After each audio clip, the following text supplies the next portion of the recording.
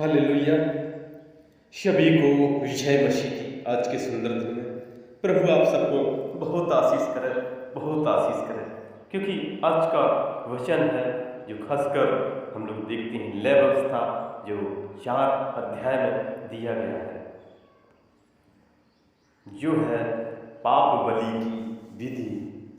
इसमें जो हम 4 के 4, 14, 24 और इसमें हम लोग जब देखते हैं, पढ़ते हैं, इसमें जो परमेश्वर ने पाप बलि के विषय में मूसा से बातचीत की थी और बताया था कि यदि कोई अपराध करे, कोई गलती करे, परमेश्वर के विरोध में कार्य करे, परमेश्वर ने उसे बताया।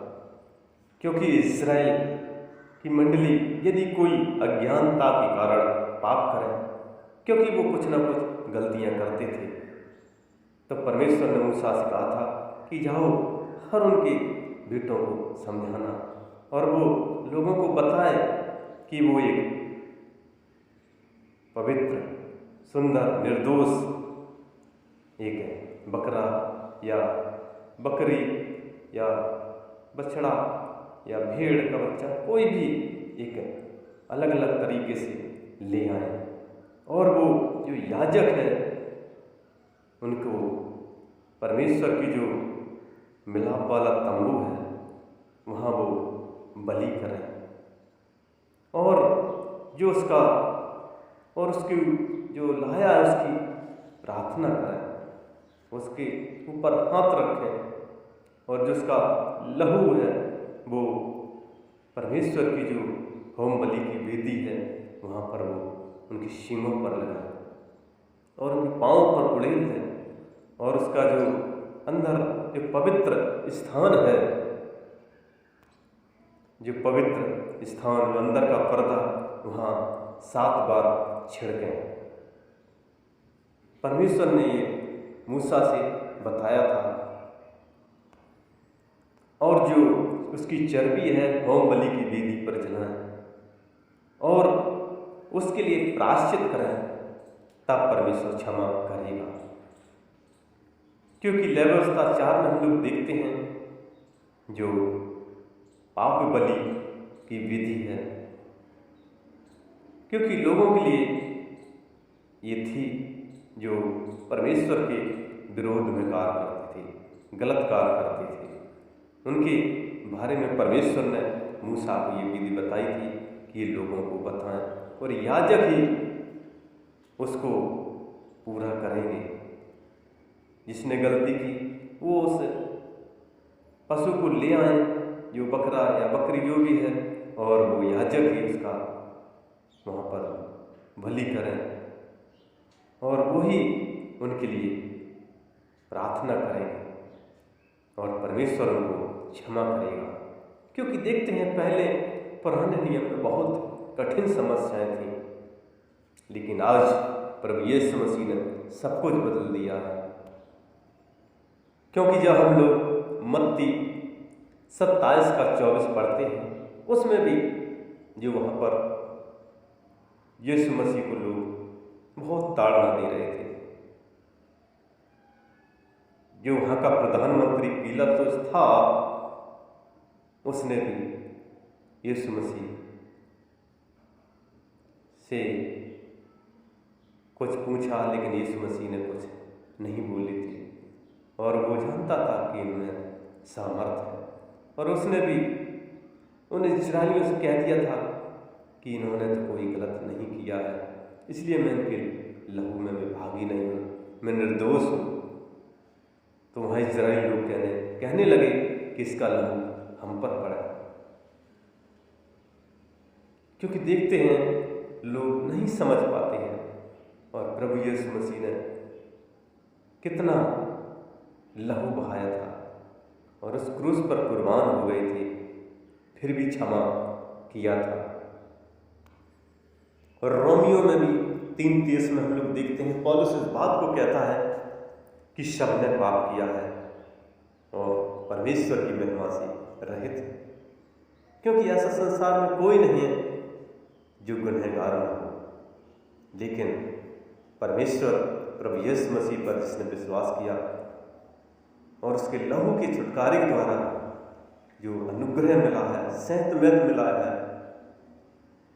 उसने दिया है और वो धर्मी ठहराया जाता है, क्योंकि उसके लहू में ही प्रायश्चित है। जिसने उस पर विश्वास किया, जैसे 36 में भी, रोमियो 36 में भी हम लोग देखते हैं, क्योंकि पाप की मजदूरी तो मृत्यु है, परंतु परमेश्वर का वरदान हमारे प्रभु यीशु मसीह में अनंत जीवन है। क्योंकि हम लोग देखते हैं पुराने नियम में कितना लोग अपराध भी करते थे, लेकिन उसके लिए बहुत कठिन नियम थे। बकरे को ले जाना, उस पर हाथ रख के प्रार्थना करना, उसका लहू छिड़कना, कितना ये गलत कार्य था। लेकिन यीशु मसीह ने एक बार अपने आप को उस क्रूस पर कुर्बान कर दिया, अपना सारा लहू बहा दिया, अपना जीवन अर्पण कर दिया। जिसने भी प्रभु यीशु मसीह पर विश्वास किया, क्योंकि लहू में ही जीवन है और वही उद्धार पाता है। जैसे पहला यूहन्ना 2:2 में भी दिखा है कि यीशु मसीह हमारे पापों का प्रायश्चित है, हमारे ही नहीं बरं सारे जगत के पापों का। और यूहन्ना 3:16 भी कहता है कि परमेश्वर ने जगत से ऐसा प्रेम रखा कि अपना इकलौता पुत्र दे दिया, ताकि जो कोई इस पर विश्वास करे वो नाश न हो, परंतु अनंत जीवन पाए। मेरे प्रभु के लोगों,